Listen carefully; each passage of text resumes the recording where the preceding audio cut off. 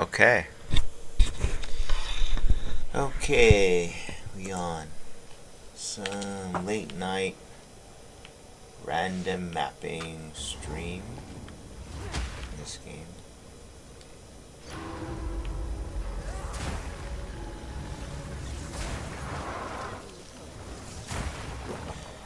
I have to share a little bit of an insight I've gotten recently.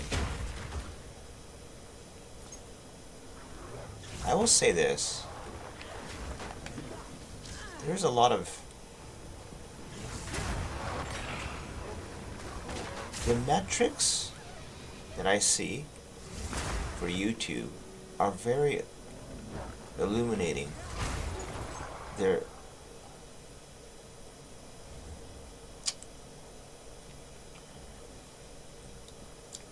People have hit the like button on content that I felt didn't deserve any of it. When I say deserve, I kind of mean by YouTube standards. I didn't clickbait. I didn't do any clickbaity shit. I just ratted off my brain. Not all of them. Some of them were never watched or never seen, and it's okay. I understand. Maybe I was off base, but other ones they did. And yeah, it does make me happy, of course. But then it makes me go kind of why, like what was in it that was. The reason I say this is because there are different angles to this whole YouTube game or thing out there, and I believe one of them is basically a spectacle. You put on a show in a way for people.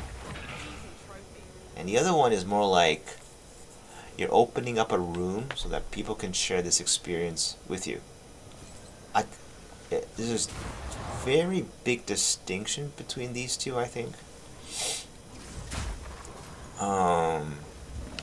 Like, a spectacle would be like... I'm not sure if there's really a distinction here, but maybe there is? I don't know.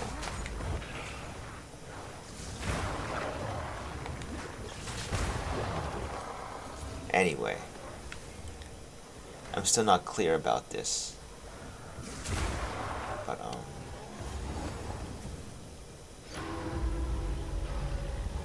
I know, as a viewer, this must be fact. If there's a streamer that I like, for whatever reason, I kind of want to connect with them in some level, right? I'm kind of scared, though. It's like, what if he ignores me or something?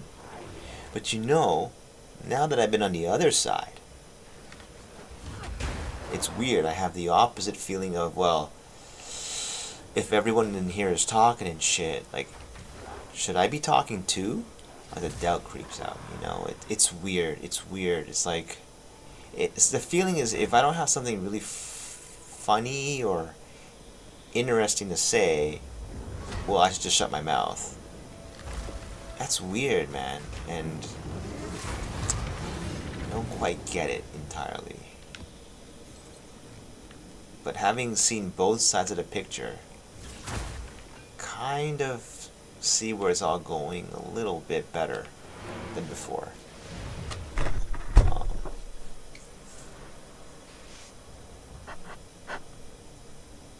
Like, sometimes, maybe this is wrong, but I make the false assumption that it's all about PoE too. The conversation should only be about the build. Like, that's what everyone really wants to know. But I wonder if that's really true. I wonder if the more important thing is to share something that's, like I said before, the game is just an excuse for something. Because, like, some of the shit that people say, or the stuff that people say, I should not use swear words so liberally sometimes. Like, it seems to me that people know a lot of stuff about it, Like, the people who come back, like, they know just as much as I do. It's crazy. It's like, and I'm here, like, trying to teach or just impart my knowledge of the game to some unknown person, where I'm surprised that people who know so much about the game are coming in and watching and come back too. And I don't know, it's surprising. So I'm off base here because like I have nothing someone who's played this game a lot. I'm not someone who's like who knows the game inside out. There's like two groups. There's people who are like wanting to know about the game, like a build, for example, and there's others who are after something different. And there's definitely two groups, I feel. Like someone who told me, like, I forgot it, Astra Mentis is like one. The likelihood of getting an Astra Mentis is 45,000 to 1 compared to a Divine, or 45,000 times less likely.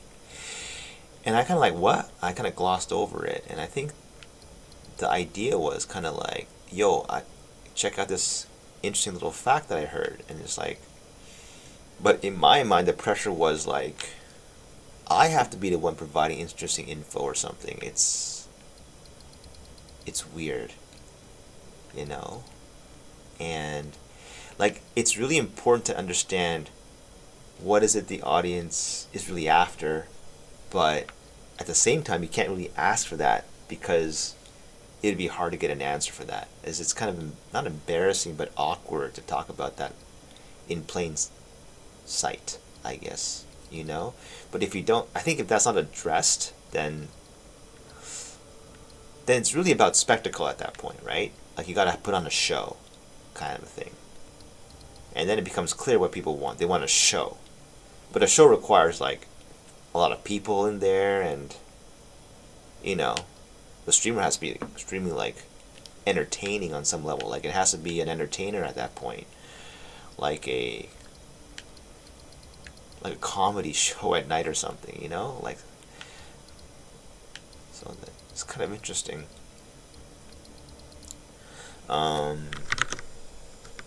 Yeah. Like, there's two parts to it that I think are really interesting. It's like, do people come for, like, the knowledge of the game, or they came to enjoy in the sharing of something? It's still, like, not really that clear to me. And it is an interesting mystery, though. Like, something like the guy Antoine Fuqua, I gotta put this guy out there again, because I thought this was really true. It's like, do we go to a movie to see explosions and gunshots and fancy, like, action, or maybe you're here to see something more? And, like, that's like the way he described it was really like, oh yeah, I mean, I get it, right? And they were taking, like, the Matrix movies as an example, like the 2 and 3. I really can't remember, and they were saying, like, yeah, like, they're examples of how they're more interesting for what. Matrix 1 is a very interesting movie to study, and Matrix 2 and 3 are basically interesting because of how they missed the mark, was the way they put it. And, like, you asked me what happened in Matrix 2. I forgot. 3? I think he went blind, and that's about it. And there was, like, a lot of action, but I don't remember any of it. Just that it was really a lot of it. But number 1, I have a lot of clear memories of different scenes, including the action ones too. And I assume it's because it was framed correctly. Like, there's a reason behind the action, something more than just the action itself. And I think that's very true. So, like, I think it's sometimes incorrect to assume, okay, everyone's watching a PoE video just because they want PoE knowledge. Like, you know, it can't be the case, is what I'm feeling right now. So, it's really weird. Certainly after doing this for a bit, there is a bit of a understanding, or sympathy, maybe. Not sympathy, that's the wrong word. Sympathy means you're sorry. Empathy is the right word, right? For other streamers. Like when they're doing something, like now I don't see them in the same way. It's like you kind of know what they want or like what they're thinking a little bit, but not entirely. And there's definitely a strong case for it because of the competitive nature. Competitive nature. If I don't show you something cool or soon, like you gonna leave? Like I don't know. I wouldn't know because I don't know. Maybe. Maybe not. Just. Whoa, why is it so slow? Yeah.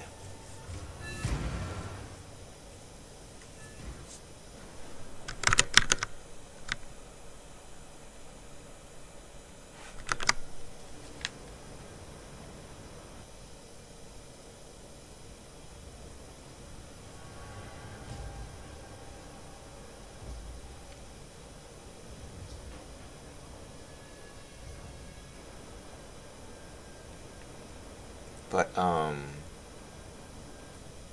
I know I do this kind of stuff just because it's fun. Like in a weird way. Like just rattling off my brain sometimes. I don't know, it's a bit of both.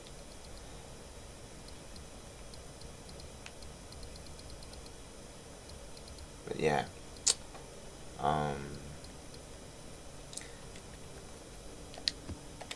And I don't think there's going to be another way to use. I think the Plaguebearer build for this kind of style, I think Plaguebearer is the top skill for sure. The reason being is simple. It's I noticed when I was looking at gem info for the other skills you could use besides Plaguebearer, that like by far it has the highest damage number, level 25. I think it's 27k, right? That's pretty huge. Like to even match that number with other skills, like you need like a crazy weapon of sorts. And I realized that the kind of broken part of it is that you're taking a gem with damage numbers that have limited ways of scaling it. For example, you can only scale Plaguebearer through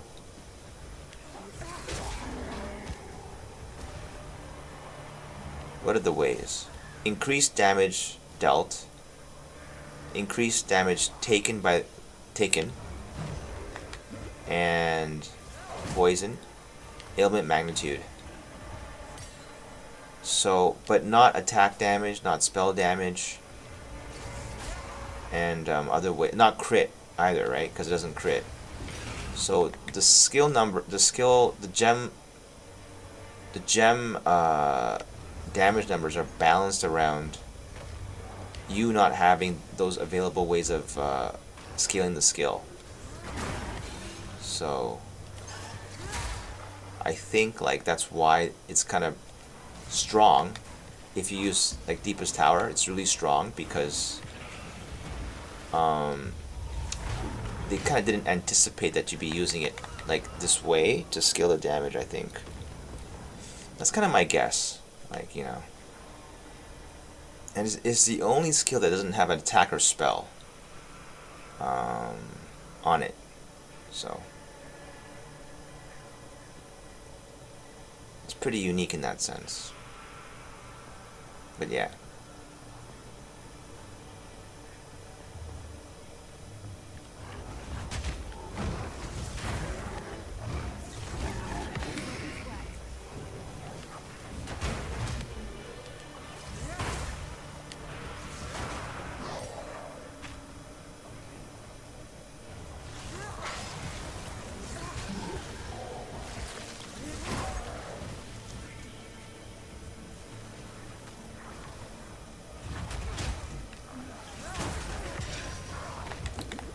Holy crap, this incoming damage is really high.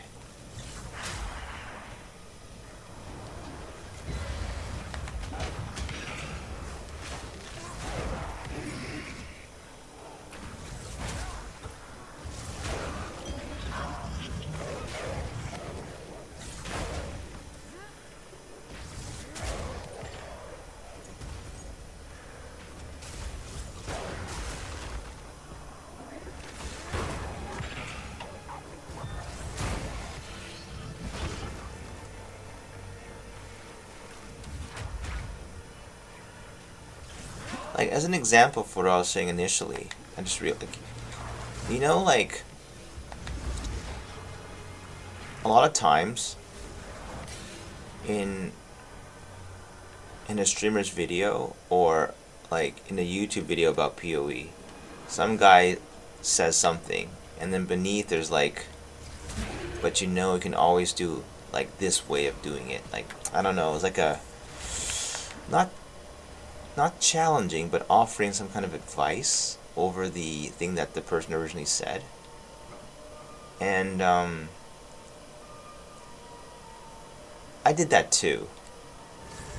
And then I felt like the streamer kind of was annoyed with it a little bit. It's kind of like semi-backseat gaming, but not quite. And I felt that way too, a little bit. Like, I felt like it's not natural to just kind of accept it, because it kind of comes off as, well, streamer, you're pretty smart, but look, I'm smarter. I got this other cool thing that you could do instead, which may or may not be true. So, like, that's one thing I thought was kind of weird, actually.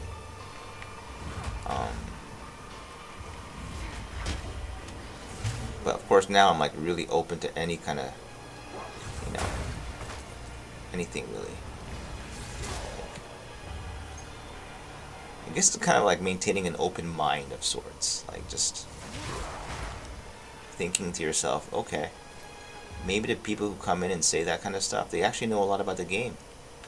Maybe not. I don't know. But certainly worth checking out. Kind of a thing.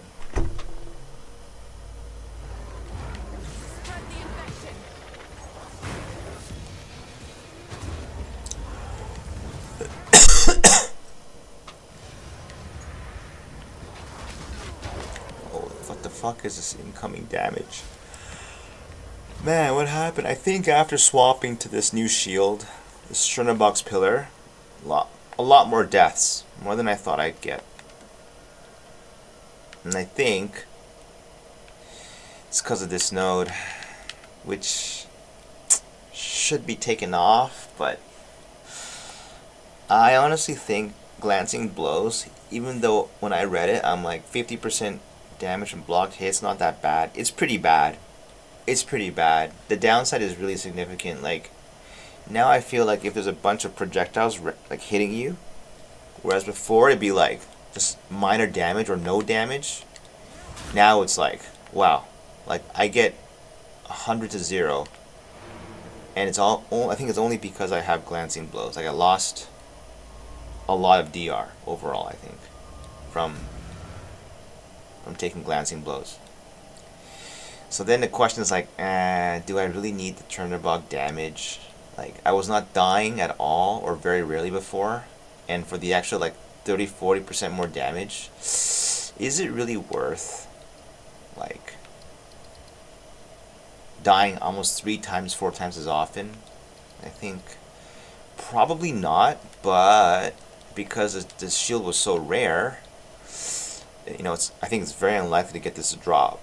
Now I have to use it, right? Not a bad thing. It's just it does result in more deaths. Like, I've died like almost, Jesus, like, I can't count. It's got to be at least 10 times ever switching to Chernobog after switching to Chernobog's Pillar, and usually in Delirium maps. And also because I switched to Glancing Blows. So, like, it's not a bad thing to not have that shield, you know. It's maybe a good thing if you, especially if you want to level up, I think. So, holy shit, I'm so sleepy. I don't know why I woke up to play, but can't stay away from the game sometimes. But anyway, just a few more maps and gonna go to sleep after.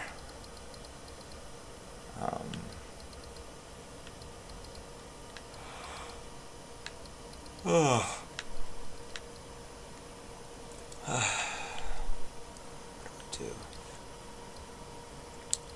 New patch coming out, so next week, right? Not Hidden Grotto though.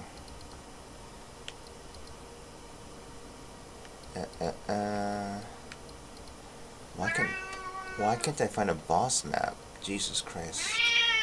Shh. Alright, I'll do this one.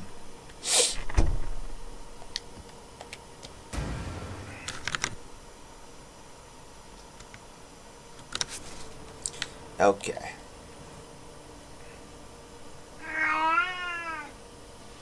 I really do think that Plaguebearer is probably the best skill to use in a build like this. Like deepest tower damage, and then trample toe scaling, trample toe AOE. Like the gem is just special because the value for the damage, like 27k flat damage at level 25, I think, or 26. It's just so high. Like, you know, nothing competes on the spell side. That's for sure. And then on the attack side, maybe, but you need a really good weapon to match that number, I think. A really good weapon. So, yeah.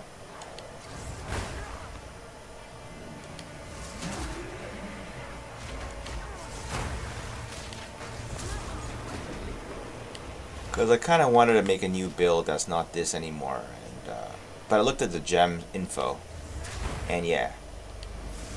The reason why this is super effective is because, yeah, the gem level damage is really, really high. And,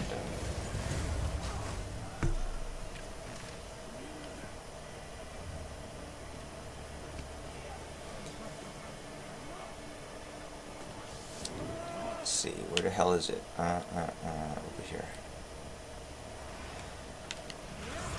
Huh.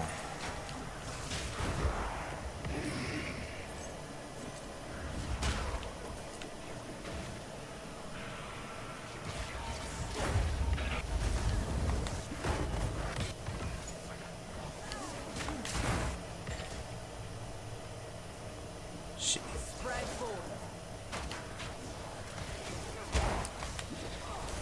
I don't know.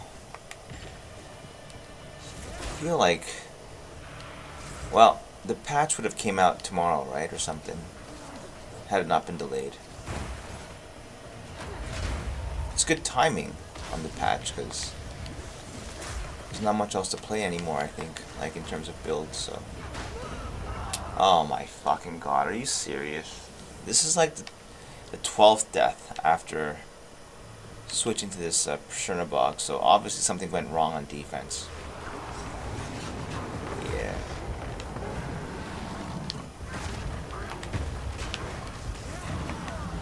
Holy. Not good. Oh well. Yeah. Definitely the last map, because, fuck, I'm really tired. What the hell? Here we go.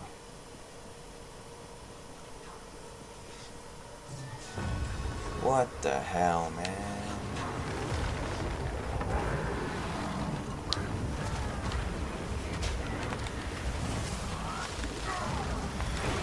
Oh my god. That's like the third death in a row.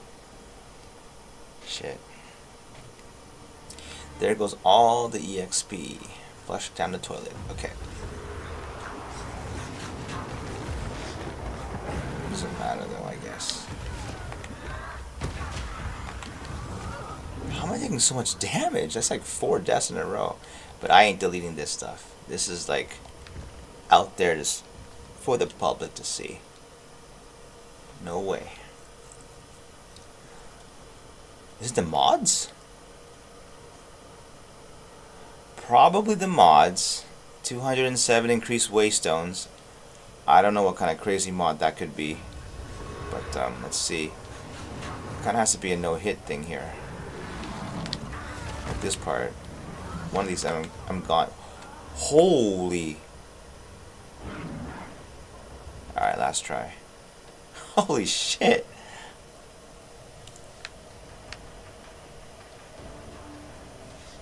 I never ran at such an unlucky set of conditions here.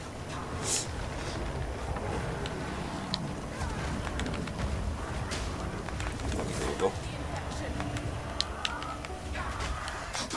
Holy shit, how is this possible? No way.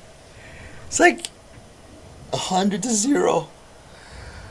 Oh well. That was a rough map. I have no idea what the mods were, but it felt like just getting one shot from nowhere. Anyway, time to go to sleep.